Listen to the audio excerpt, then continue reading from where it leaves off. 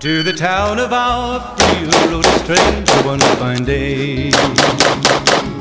Hardly spoke to folks around him, didn't have too much to say. No one dared to ask his business, no one dared to make a slip. The stranger there among them had a big iron on his hip, big iron on his hip. Smith & Wesson 5.86 Comp L. This is what I think might be the pinnacle of modern revolvers. This thing is a big, chunky, heavy boy, but Smith & Wesson knocked it out of the park. And as you guys know, I love Smith & Wesson, but I don't really mess with the revolvers all that often. I just shot this for the first time while we did the figure 5 drill, which you guys just saw. Smith & Wesson has been making guns for well over 100 years, and they've perfected revolvers over that time. And just when you thought, oh, you know, the 8.68 and other things like that, can't get any better than that, the Model 19, whatever, boom, 5.86 Comp L. So what's cool about this, and most notably, is that it has a factory compensator on the barrel. And the cylinder is also a 7-shot cylinder. So you can run 357 or 38 special. And I think this gun would pair nicely with the new stealth lever gun. So you could have 2 guns in 357, share some ammo, similar looks, but this is a big, heavy gun with 357 loaded in it. This thing weighs about 40 ounces. So we're talking like the same weight as like a full steel 1911 or some of your steel frame striker guns or like a CZ Shadow 2. And it's a revolver. Now, this gun ships with 2 grips. It's got this rosewood grip and then it also has a rubber grip, but the aesthetic of the wood just looks better in my opinion, but it is a little bit small, where my pinky is falling off the bottom of the grip. It's double action revolver, obviously, but we also have the option for single action. And it is ridiculous how little travel that single action trigger has and how light it is. It literally reminds me of a mouse click. It also ships with a front tritium sight. It's just roll pinned in the front, so you can swap it out if you want to. And the rear sight is adjustable, so you can zero the gun for whatever ammo you're shooting. And then I did just get wind before we did this review that there is optic mounts for these from Alchin. So I think we'll probably put a small optic on here just for my sake because I like red dots and who wants to shoot irons anymore? But you just feel cool shooting this thing, just like holding it. You feel like you really can lay down some firepower. So let's check it out. All right, first thing, we're gonna try the 357. So this is gonna have some kick, but it should also put more gas through the comp. Make for a better time for us.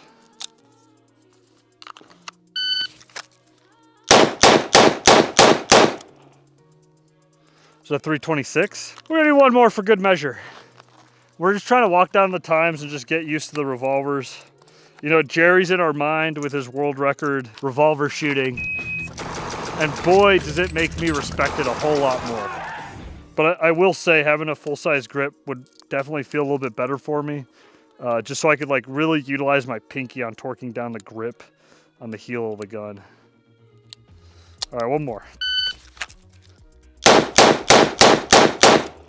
Oh, that one got sloppy. It was a 332.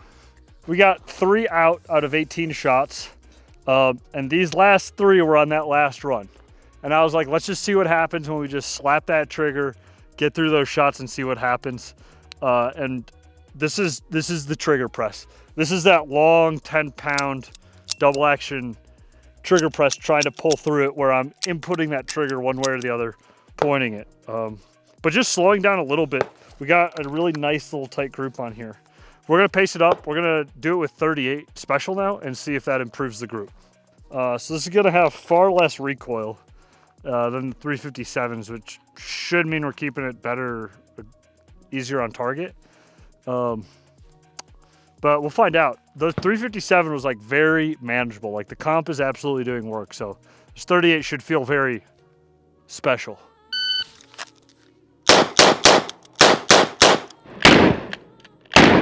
We had a dudder in there. That was a 329. Ammo or gun? Oh, maybe I short stroked the trigger. That's what one of my revolver friends said. Especially when you're trying to shoot rapid fire, that sometimes that can happen. But basically I did like a half pull on the trigger. It was enough to move the cylinder, but I didn't put the hammer, like I didn't get the hammer all the way back. We got one Charlie on that run.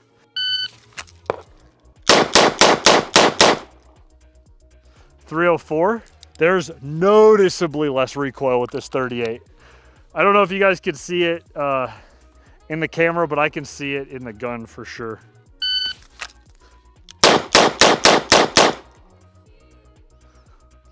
.295. These 3 Charlies were from the first 2 runs. And then this whole group was my last 6 shots down here. Or like a couple, 1, 2, 3, 4, 5, 6. 38 definitely feels a lot softer. What we're gonna do is we're gonna load every other round. So it's gonna be 357, 38, 357, 38. We're gonna get a nice tight punch in on the gun so you guys can see what that recoil looks like. Maybe we can capture some of the gas coming out of the gun. This is 357.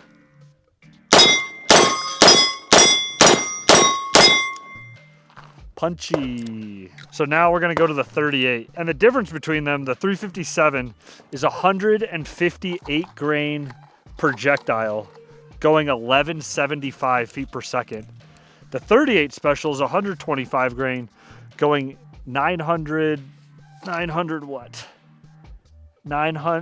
856 feet per second. So there's a difference of about 300 feet per second. And the 357 is 25 grains heavier. So it's a heavier bullet, moving faster, packs a punch, which was why it was such a popular option for law enforcement back in the day. This is 38. Gas, dude. These feel crazy. Like almost no recoil. We're gonna do that one more time. I'm gonna really just pull the trigger on this. Okay. I missed 5 out of the set. Looks like I still have to aim. Oh my God, this is so hot. Okay, cut, next drill. First up, we're gonna do 357. See what we can do.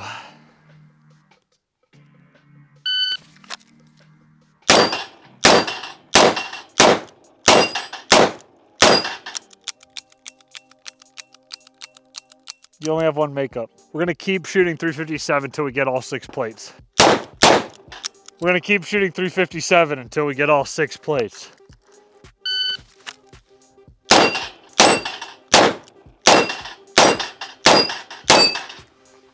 All right, 585.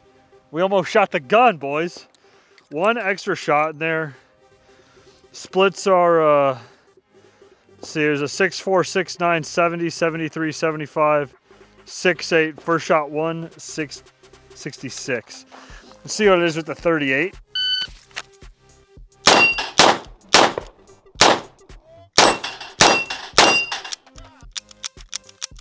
So guys, definitely a big learning curve on the revolvers as far as going from like the M&P 9, where I have a red dot, I have like a sub 3-pound trigger, to iron sights and a 10-pound double action trigger pull.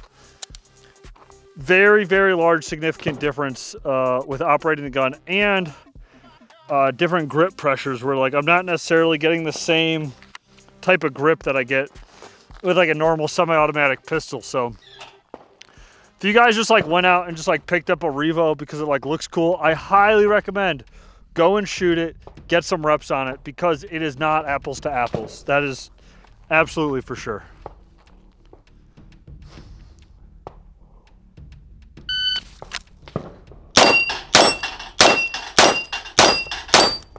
There we go. 465 and a bonus. And I missed. That was a 465, really, really controlled. I wonder if we can get a 4 second. Wonder if we can get 4. 4 is gonna be spicy on this thing. Jerry did sub 2 seconds for the world record in 2023.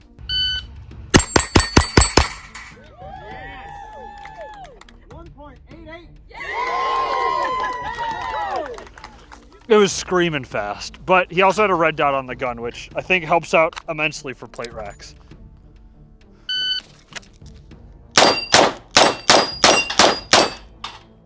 .384 with a makeup shot. That's what I'm talking about. Took more tries than I'd want to admit, but I think with a bigger grip and that red dot, this could be like normal times. I think we could easily break below 3.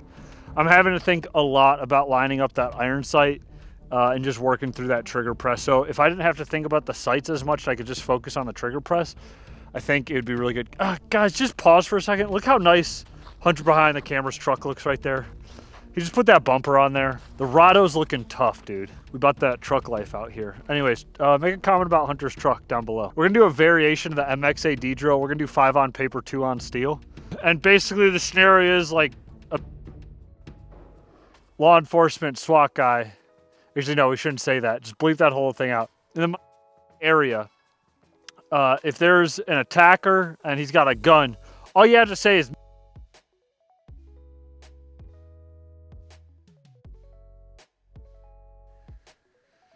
I don't even know if we should put that in there. I'll blur it out. Let's try it out.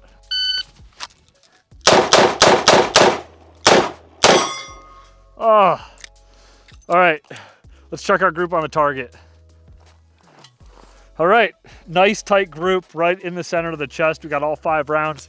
Unfortunately, we only hit his friend with 1 round in the back. Let's reload, let's try that again.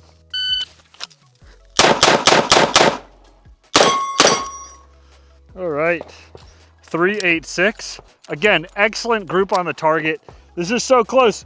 You can even see the unspent powder or the carbon that's coming out of the gun.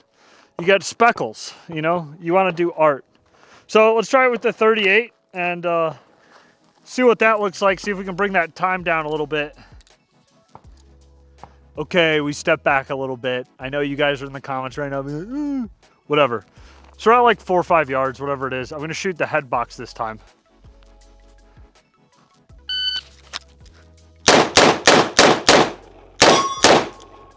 .395. Pretty solid group on the head right here. Look at that. Oh, that was 357. Oh, the first ones were 38. Oh, we messed up. I was wondering, I'm like, these felt extra spicy. All right, 38 special, modified MXAD.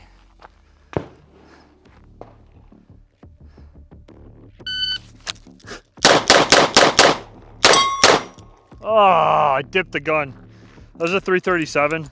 We're gonna just hammer through this and just push the time and see what we can get on it. Because I think, again, with this 38, this is feeling a lot like 9mm minor, if not even less than that, because the gun weighs so much.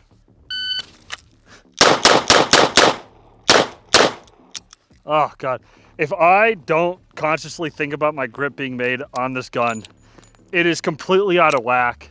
And like this group right here just opened up. And I mean, we're talking from like 4 yards away, 5 yards away. And that's one thing with the revolvers. Like you really got to spend some time honing in your skill to be proficient, where you can just pop out, confidently carry this, confidently make your shots.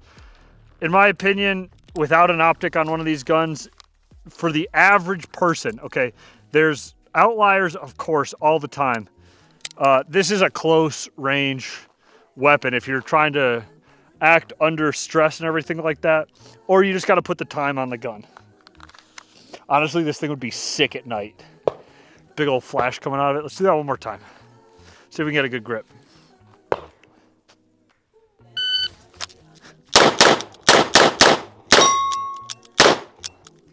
Okay. We had a little fuckery there. We had a light strike. All right, we only got 6 rounds. All right, so we're gonna do 4 and 2, and we don't know which one's the 357.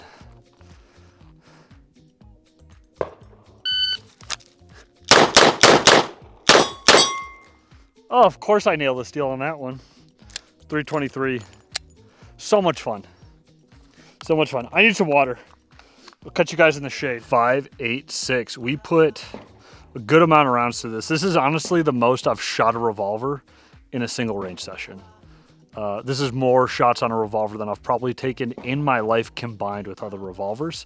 And we didn't do too bad. I definitely want to practice with this a little bit just to hone it in and really give this gun a proper review. But like, I just wanted to share with you guys what it's like getting a modern revolver, taking it to the range and shooting it and comparing it to some drills that you'd normally do with like whatever gun you're carrying or competing with. So Again, this is one of the Performance Center series guns. They retail between like $1,200 and $1,500 depending on where you're buying them from. But it's pretty cool. It's a 7-shot, so you get like +1 to a normal revolver. And the single action is phenomenal. The double action could be a little bit more desirable just because it's kind of heavy. And so, especially, I was noticing it on the plate rack. I was pulling my shots left and right due to basically a poor trigger press because it's so long and so heavy. So I could either grip the gun harder or I could be more mindful of my trigger press. And I really like these grips, so I don't really want to switch it out. But I know that if I switched like the full-size rubber grip, I'd probably crush these targets a whole lot better just because I could build my entire hand on it. And it does come with the gun. You get 2 grips with it in the box. But yeah, these are just my initial thoughts. If you guys have suggestions for what you want to see for revolver reviews, just like let me know. Put it in the comments, and when we come back out, we can try it again because I do have a handful of revolvers in the safe, and I rarely shoot them. So, guys, this has been the 5.86 Comp L. You guys are awesome. So much support for the channel.